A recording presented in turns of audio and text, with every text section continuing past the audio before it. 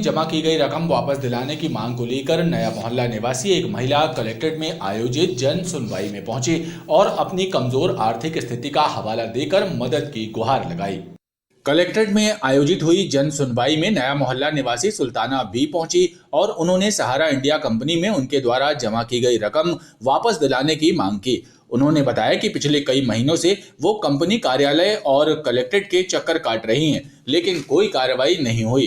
हम सहारा इंडिया में जो पैसे रखे थे, आज इतने टाइम हो गए, सबके 8 एफडी है, लेकिन सबके डेट यानी 3 साल 4 साल ज़्यादा फालतू चल रहे हैं, लेकिन पैसा नहीं मिला। हमारी लड़की की पढ़ाई तक रुक गई। शादी के लिए कितने रिश्ते आ चुके, छूट गए, लेकिन नहीं हो पाया। इसीलिए हम आए हैं यहाँ गुहार लगाई। इसके पहले भी यहाँ हम गुहार लगाए थे, फिर वही कागज़ लेके आज आए हैं कि कहीं इन लोग से हमारी कुछ सहायता हो सके। मानसिक रूप से दिव्यांग बच्ची की शिक्षा दीक्षा के लिए परेशान शीतलामाई निवासी पूजा दुबे ने बताया कि उनके घर से देवताल स्थित स्कूल काफी दूर है, लिहाजा वो रोजाना बच्ची को स्कूल नहीं ले जा सकती। ऐसे में जिला प्रशासन से उन्हें मदद की दरकार है। मैं बच्ची के लिए आई हूँ, वो मानसिक विकलांग है कि वो देवताल में एक स्कूल है, वहाँ पढ़ाना है मुझे, पर वहाँ बच्चों के लिए बस वगैरह किसी चीज़ की सुविधा नहीं है। और वहाँ पे मैं जब भी काम करती थी, तो काम के बाद मुझे पेमेंट मिली तो मैं उससे डेली इसको लेके जा रही थी। 1 हफ्ते तक लेकर गई हूँ, अब पैसे ख़त्म हो गए, मैं उसको डेली आना जाना नहीं कर पा रही। तो मैं सर से इसीलिए आई थी कि वहाँ पे मतलब कुछ बस या ऑटो की सुविधा कर देते कि जिससे बच्ची स्कूल जा सके। जन सुनवाई में छात्रवृत्ति नहीं मिलने एवं बिजली के बिलों में हुई वृद्धि के मामले भी प्रमुख रहे।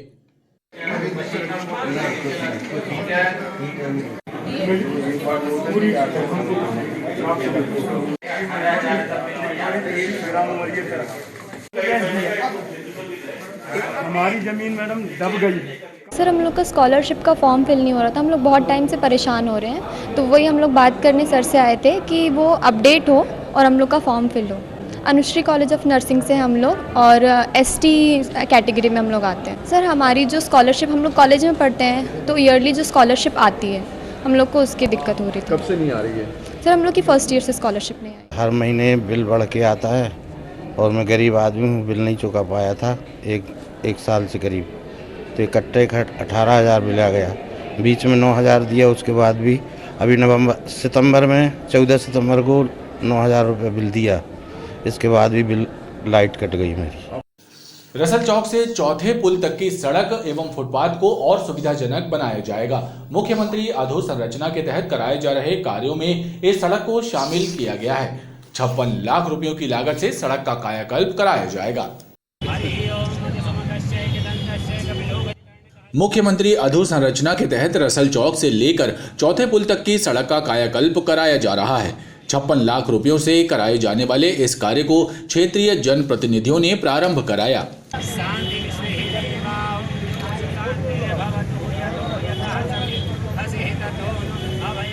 100 करोड़ के लगभग विकास कार्य के कार्य करेंगे।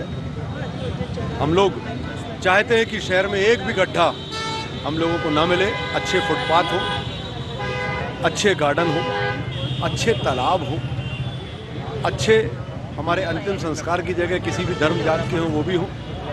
हम लोग मिलकर लगातार ये काम कर रहे हैं। आज भी सब ने मिलकर, राजनीतिक जितने भी दल हैं, सब ने मिलकर यहाँ पर भूमि पूजन किया, सबको आमंत्रित किया हम लोगों ने। 55 लाख की मध्य विधानसभा क्षेत्र की सड़क है। रसल चौक से लेके जबलपुर हॉस्पिटल से होते हुए चौथे पुल तक 70 mm तक इस सड़क का निर्माण है। दोनों तरफ अपने पार्किंग की व्यवस्था भी होगी, टाइल्स लगेंगे और सुंदर होगी। बिल्कुल नगर निगम मद से जितना अच्छे से अच्छा काम शहर विकास के लिए अपने वार्ड में कर सकूंगी, मैं जरूर करूंगी। इस दौरान उत्तर मध्य विधानसभा क्षेत्र के विधायक विनय सक्सेना और पूर्व राज्य मंत्री शरद जैन भी कार्यक्रम में शामिल रहे। गोरखपुर छोटी लाइन चौराहे पर हुई अतिक्रमण विरोधी कार्रवाई को लेकर राजनीति शुरू हो गई है। भाजपा पार्षद दल ने महापौर के खिलाफ नारे लगाते हुए आरोप लगाया कि गरीबों पर बर्बरतापूर्ण कार्रवाई की गई है, लिहाजा दोषी कर्मचारियों पर कार्रवाई की जाए। गोरखपुर छोटी लाइन चौराहे के पास की गई अतिक्रमण विरोधी कार्रवाई को लेकर भाजपा पार्षदों ने महापौर कार्यालय के सामने विरोध प्रदर्शन किया और टूटे हुए ठेले महापौर कार्यालय के गेट पर रख दिए। भाजपा पार्षदों ने आरोप लगाया कि नगर निगम के कर्मचारियों ने बर्बरतापूर्वक कार्रवाई करते हुए ठेले टपरे तोड़ दिए हैं, जिससे गरीब परिवार परेशान हैं।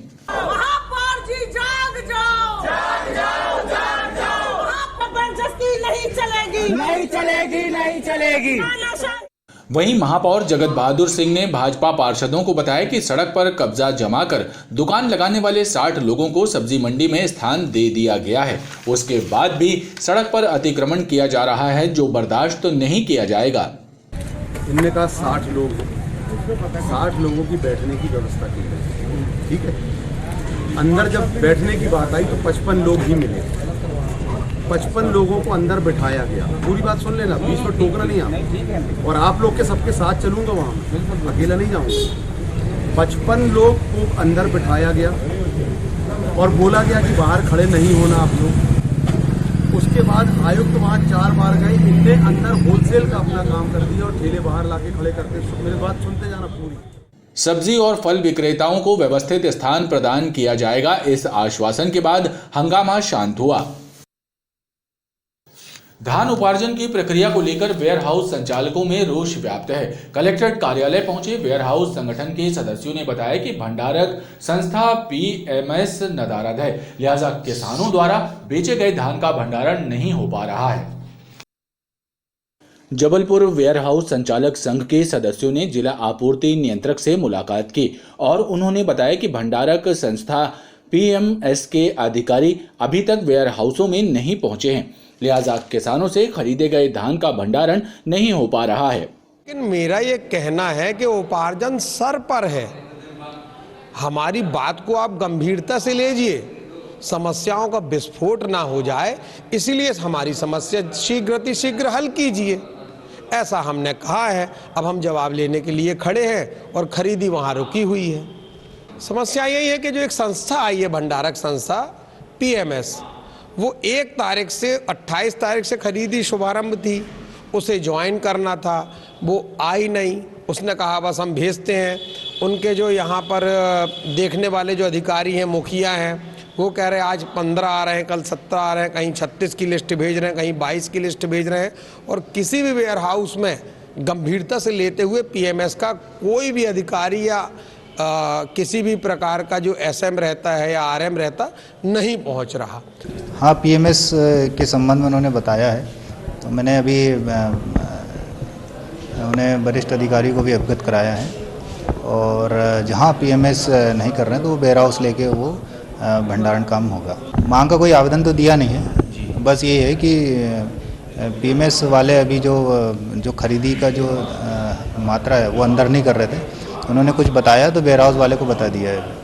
जिला आपूर्ति नियंत्रक को उन्होंने इस परेशानी से अवगत कराते हुए जल्द ही इसका समाधान कराने की मांग की है।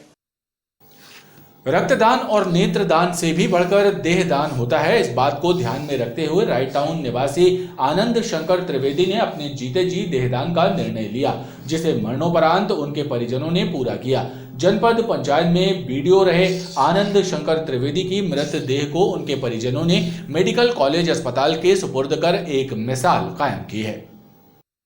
देहदान महादान के मूल मंत्र को अपनाते हुए राइट टाउन के आनंद शंकर त्रिवेदी ने मरणोपरांत अपनी देह मेडिकल कॉलेज में छात्रों की शिक्षा के लिए दान करने का निर्णय लिया था, जिसे उनके निधन के बाद उनके परिजनों ने पूरा किया और आनंद शंकर जी की इच्छा अनुरूप मृत शरीर को मेडिकल कॉलेज को दान दे दिया गया। परिजनों ने बताया कि आनंद शंकर त्रिवेदी ने जीते जी भी धर्म एवं कर्म को प्राथमिकता दी थी और मरने के बाद भी वो समाज के काम आना चाहते थे, इसीलिए उन्होंने अपनी देह का दान कर दिया। उन्होंने मेडिकल कॉलेज को अपनी देह को दान करने का जो निर्णय लिया था वो आज पूर्ण हुआ है और यह देह संस्कार का कार्यक्रम जो है ना, सबने शोक व्यक्त किया, परिवार ने, त्रिवेदी परिवार ने, और मेडिकल कॉलेज के छात्रों को इसका लाभ मिले और हमारा देश तरक्की करे और उसमें उनके शरीर जो है सहयोगतापूर्वक पूर्ण हो। इस तरह से सारे परिवार त्रिवेदी फैमिली ने इस बात से सहमति होकर उनके पार्थिव शरीर को दान किया। त्रिवेदी परिवार का कहना है कि उनकी पार्थिव देह से मेडिकल के छात्र चिकित्सा शिक्षा हासिल कर मरीजों का उपचार कर सकेंगे। जनपद सदस्यों द्वारा कराए जाने वाले विकास कार्यों की राशि बढ़ाने और उनके लिए जनपद कार्यालयों में बैठक व्यवस्था किए जाने की मांग को लेकर मध्य प्रदेश जनपद सदस्य एकता संगठन द्वारा मुख्यमंत्री के नाम एक मांग पत्र सौंपा गया है। मध्य प्रदेश जनपद सदस्य एकता संगठन ने जिला प्रशासन को मुख्यमंत्री के नाम एक ज्ञापन सौंपा है। संगठन के सदस्यों ने प्रदेश के सभी जनपद सदस्यों का मानदेय बढ़ाने की मांग की है। उनका कहना है कि 3 सूत्रीय मांगों को पूरा करने के लिए शासन को पत्र भेजा है। हमारा मानदेय बढ़ाया जाए जो कि आज के समय बहुत अल्प मात्रा में दिया जा रहा है, और सबसे विशेष मांग जो 15 लाख रुपए हम लोग अपने जनपद क्षेत्र के लिए चाहते हैं, क्योंकि एक जनपद क्षेत्र में 4 पंचायतें होती हैं और जो वर्तमान में जो व्यवस्था है उसमें समुचित विकास नहीं कर पा रहा है। इन्हीं 3 मूल मांगों को लेकर हम सभी लोग यहाँ एकत्रित हुए, माननीय कलेक्टर महोदय को ज्ञापन। दुल्हन का खराब मेकअप करने और आपत्ति जताने पर दुल्हन एवं उसके परिजनों को जातिगत रूप से अपमानित करने वाली कोतवाली निवासी ब्यूटिशियन मोनिका पाठक के विरुद्ध कोतवाली थाने में मामला पंजीबद्ध हुआ है। इसी सिलसिले में जबलपुर सेन समाज द्वारा एक शिकायत पत्र भी थाने में सौंपा गया है। जबलपुर सेन समाज की शिकायत पर कोतवाली थाने में मोनिका ब्यूटी पार्लर की संचालिका मोनिका पाठक के विरुद्ध आपराधिक प्रकरण कायम किया गया है। थाना प्रभारी अनिल गुप्ता ने बताया कि सेन समाज के अखिलेश सेन एवं उनकी भांजी राधिका सेन की ओर से शिकायत की गई है कि मोनिका पाठक ने अपने वादे के अनुसार स्वयं मेकअप नहीं करके अपनी अधीनस्थ से उनका मेकअप करा दिया, जो कि बेहद खराब था। इस पर आपत्ति जताने पर उन्होंने जातिगत टिप्पणी भी की, लिहाजा जांच के बाद वैधानिक कार्रवाई की जा रही है। उसमें बताया गया है कि राधिका सेन जिसका विवाह होने वाला था और दुल्हन का श्रृंगार मोनिका पाठक ब्यूटिशियन से करवाना तय हुआ था 3500 रुपये में। मोनिका पाठक द्वारा स्वयं श्रृंगार न करते हुए अपनी अधीनस्थों के माध्यम से श्रृंगार करवाया गया, जो उचित तरीके का नहीं होने की वजह से इनके द्वारा जब शिकायत दर्ज कराई गई तो मोनिका पाठक के द्वारा अभद्रता, गाली गुप्ता एवं जातिगत रूप से अपमानित करने का प्रयास किया गया है। तो शिकायत पर वैधानिक कार्रवाई की जाकर आपराधिक प्रकरण पंजीबद्ध किया। हाथीताल क्षेत्र स्थित पिपलेश्वर मंदिर लोगों की धार्मिक आस्था का केंद्र बना हुआ है। मंदिर से जुड़े भक्तों द्वारा हर मंगलवार को हनुमान चालीसा का आयोजन किया जाता है। वहीं 21 मंगलवार पूरे होने के उपलक्ष्य में श्रद्धालुओं द्वारा सुंदरकांड पाठ आयोजित किया गया, जिसमें कांग्रेस विधायक तरुण भानोट भी शामिल हुए। हाथीताल क्षेत्र स्थित पिपलेश्वर मंदिर में सुंदरकांड पाठ का आयोजन किया गया।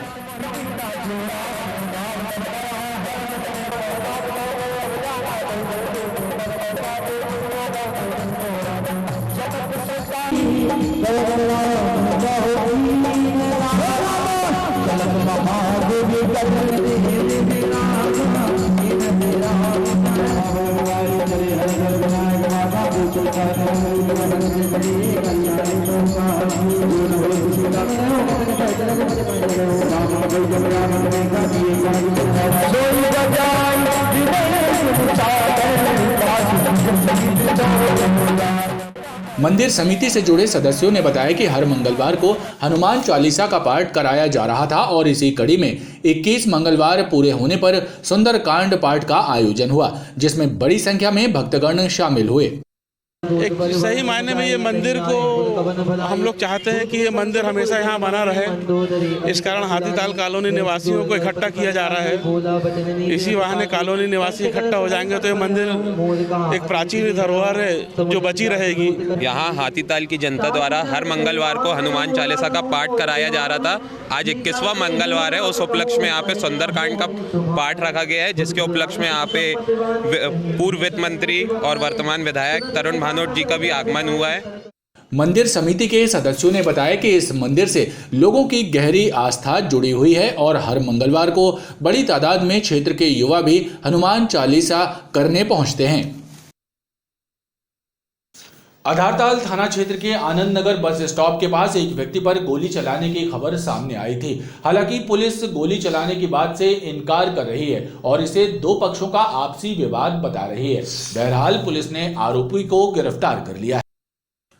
आनंद नगर आधारताल निवासी मनीष दुबे ने थाने में रिपोर्ट दर्ज कराई है कि बंटी भाईजान के द्वारा उन पर फायरिंग की गई, जिसमें वो बाल बाल बच गए, लेकिन पुलिस गोलीकांड की घटना को सिरे से खारिज कर रही है। पुलिस का कहना है कि मौके से गोलीकांड के साक्ष्य नहीं मिले हैं और मुलाहिजे में भी डॉक्टर ने गन शॉट का उल्लेख नहीं किया है। जिसकी जांच की जा रही है। जो मौके पर घटनास्थल पर पहुंचकर वहां पर कोई रक्त के साक्ष्य नहीं मिले हैं, जिसको प्रार्थी का विक्टोरिया अस्पताल में मुआयजा कराया गया, जिसमें डॉक्टर साहब ने गन शॉट का उल्लेख नहीं किया है। तीसरा, आरोपी को अभिरक्षा में ले लिया गया है और आरोपी से पूछताछ की जा रही है, जिसने 2 दिन पहले घटना इसमें आनंद नगर बस स्टॉप पर खड़ा था आरोपी, तो उससे प्रार्थी मनीष दुबे से बहस हुई थी, जिसमें प्रार्थी मनीष दुबे द्वारा। बहरहाल पुलिस ने बंटी को अभिरक्षा में लेकर पूछताछ शुरू कर दी है। खबरों का ये क्रम लगातार जारी है, आप देखते रहिए BTV न्यूज।